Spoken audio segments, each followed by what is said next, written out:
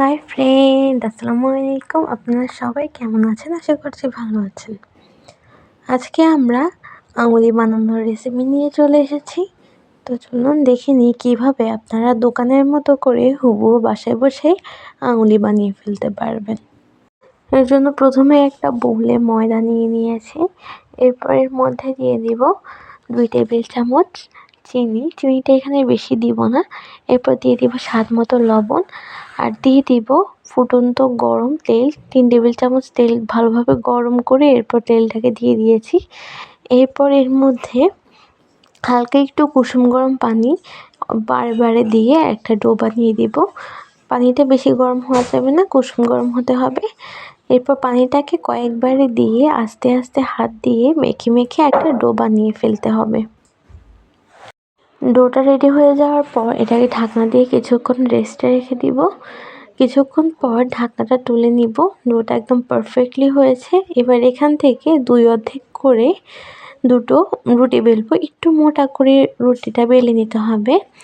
যেতটুকু ময়দা নিয়েছি ওটা দিয়ে 2টো রুটি বেলেছি, কারণ রুটিগুলোকে একটু মোটা করে বেলতে হবে।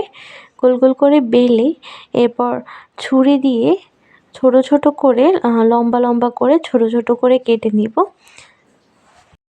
আঙ্গুলের সাইজগুলো কেমন হবে এটা দেখে নিশ্চয়ই বুঝতে পারছেন। এরপর এগুলোকে একটা প্যানে তেল গরম হতে দিয়ে তেলটা যখন গরম হয়ে আসবে এগুলোকে গরম তেলের মধ্যে ছেড়ে দিতে হবে। গরম তেলে দিয়ে এটাকে আস্তে নেড়ে-ছেড়ে যতক্ষণ না সামান্য একটু কালার চলে আসবে ততক্ষণ এটাকে একটু নেড়ে-ছেড়ে ভেজে নিব। বেশি কালার আসা যাবে না। যখন সামান্য একটু কালার চলে আসবে তখন এগুলোকে চুলা থেকে তুলে নিব। এরপর চিনির শিরা বানিয়ে নিব। এর জন্য একটা প্যানে 1 কাপ চিনি দিয়ে দিব। এরপর দিয়ে দিব আধা কাপ পানি। চিনি আর পানিটাকে দিয়ে এটাকে নেড়ে-ছেড়ে ভালোভাবে গরম করে যতক্ষণ না একটু তার হয়ে আসবে, একটু শক্ত হয়ে আসবে ততক্ষণ পর্যন্ত নেড়ে নিব। চিনির শিরাটা শক্ত হয়ে আসলে এর মধ্যে আঙুলিগুলোকে ভেজে রেখেছি ওটা আঙুলিটা ঠান্ডা হলে এরপর দিতে হবে। গরম অবস্থায় কিন্তু মোটেও দেওয়া যাবে না। গরম অবস্থায় দিলে আঙুলিটা কিন্তু নরম হয়ে আসবে।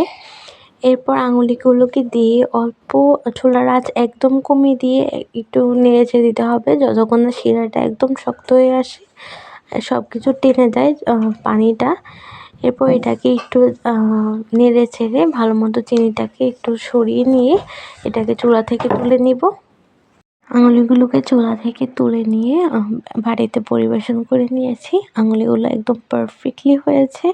আশা করছি আপনারা যদি সেম রেসিপি ফলো করে বানান তাহলে আপনাদেরটাও পারফেক্ট হবে। আর এই আঙুলিটাকে আপনারা এয়ারটাইট কন্টেনারে রেখে 2 সপ্তাহ সংরক্ষণ করতে পারবেন।